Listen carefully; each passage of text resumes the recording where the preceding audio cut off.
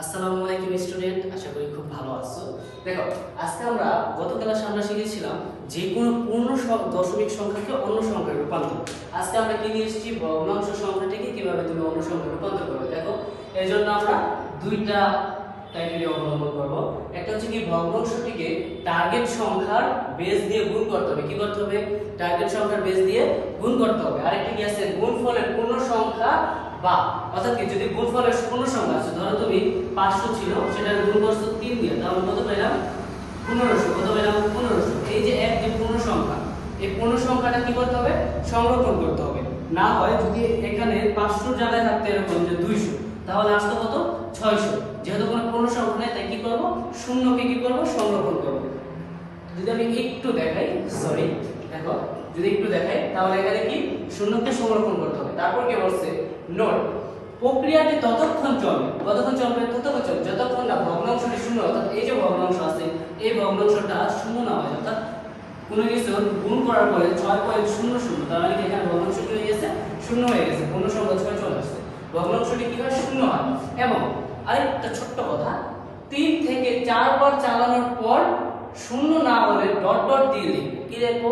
Dot dot দিয়ে, অর্থাৎ তুমি 3 বার দিছো, অলরেডি মনে করো 3 বার গুণ করে ফেলছো। ঠিক এইটা দেখো, 3 বার গুণ করে ফেলছি, তারপর কি শূন্য হয় 400 রয়ে গেছে, এজন্য আমরা কি করব? ডট ডট দিয়ে লিখব। ওকে, দেখো, আমরা যদি দেখি পূর্ণ সংখ্যার ক্ষেত্রে আমরা কি লিখছি? সংখ্যাগুলো নিচ থেকে উপরে সাজিয়েছি। নিচ থেকে কি সাজিয়েছি? উপরে সাজিয়েছি। অর্থাৎ ধরো এভাবে ভাগ করছিলাম, 16 2 8 0, হ্যাঁ, তাই কত? 2 4 0, হ্যাঁ, এভাবে সাজিয়েছিলাম যে 0 0, এভাবে সাজিয়েছিলাম, তাই না? এবার আমরা কি করব? এবার আমরা উল্টে লিখব। অর্থাৎ কি, এবার আমরা উপরে থেকে নিচে লিখব, উপরে থেকে নিচে লিখব। ওকে, দেখো কি বলছে, যে পূর্ণ সংখ্যার ক্ষেত্রে কি করব? নিচে থেকে উপরে লিখেছিলাম, এবার আমরা উপরে থেকে কোথায় লিখব? নিচে লিখব। দেখো কি বলছে, এক নম্বর উদাহরণ, 1.125 দশমিককে বাইনারি সংখ্যা, কি করব? দশমিককে বাইনারি সংখ্যা। এক নম্বর কি বলছে? ভগ্নাংশটি টার্গেট সংখ্যার বেস দিয়ে গুণ করতে হবে। তাহলে গুণ করি, 125 এ গুণ করে 2 দিয়া থাকে কত? 0.250। যেহেতু পূর্ণ সংখ্যা আসে না, এটা আমরা শূন্যকে এখানে সংরক্ষণ করছি। 250, এখানে কি ছিল? 250 ছিল ভগ্নাংশ, হ্যাঁ, এই যে 250 ছিল, এটাকে কি করো? 2 দ্বারা গুণ করো, তাহলে কি হয়? 500 পাই। কত পাই? 500। যেহেতু পূর্ণ সংখ্যা আসে না, তাহলে কি হবে? শূন্য হবে। এবার দেখো, 500 গুণ 2, 1.00, মানে কি 1000 চলে আসবে, বা 1.00। যখন কি 1.00 চলে আসবে, তখন এখানে কি থাকবে? 1 সংরক্ষণ করব। 1 সংরক্ষণ করার পর থাকবে কত? 0। যেহেতু 0 চলে আসবে, কি বলছে? শূন্য হয়। কতক্ষণ পর্যন্ত আমরা করব? যতক্ষণ না শূন্য। যেহেতু শূন্য চলে আসছে, আর করার দরকার নেই, তাহলে আমরা উপর থেকে নিচ পর্যন্ত লিখি। কি লিখতে পারি? 0.001, 0.001।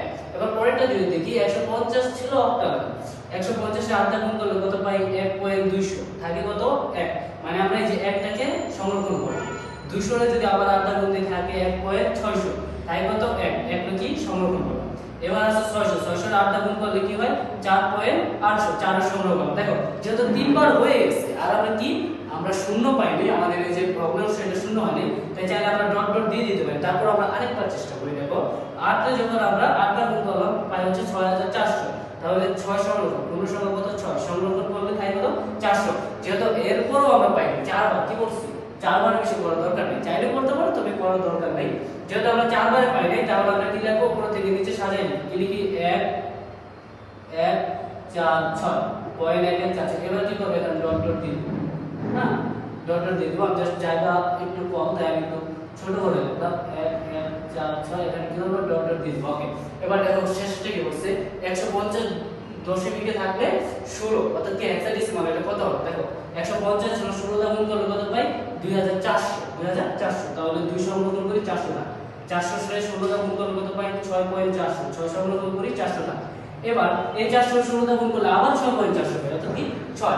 আবার গুণ করলে আবার পাবো, আবার গুণ করলে কি আবার পাবো। এজন্য আমরা কি করব? ডট ডট দিয়ে চালিয়ে দিব। দেখো কি বলতে পারি? 266 dot dot dot, 266 dot dot.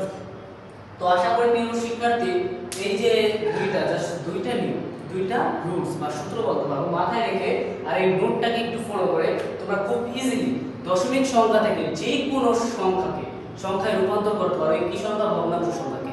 ভগ্নাংশ সংখ্যাকে কি দশমিক সংখ্যা থেকে যে কোনো সংখ্যা তুমি খুব সহজে রূপান্তর করতে পারবে। ঠিক এইভাবে দেখো, যেভাবে আমি দেখাইছি, জাস্ট কি করবা? এখানে গুণ করবা, যেটা থাকে যদি 1 আসে 1টা সংরক্ষণ করবা, 1 না থাকলে শূন্য সংরক্ষণ কিভাবে করো? আমরা যেমন ওই যে পূর্ণ সংখ্যার ক্ষেত্রে দেখছি যখন কি ভাগশেষ না থাকে তখন কি রাখছি? শূন্য রাখছি। একইভাবে কি এখানে যদি পূর্ণ সংখ্যা না থাকে শূন্য রাখবে। তো এতটুকু ছিল আজকের ভিডিওতে। আশা করি এই ভিডিওটা তোমাদের খুব উপকার আসবে। বাসায় বেশি বেশি প্র্যাকটিস করো, আশা করি খুব ভালো রেজাল্ট করবে। আসসালামু আলাইকুম।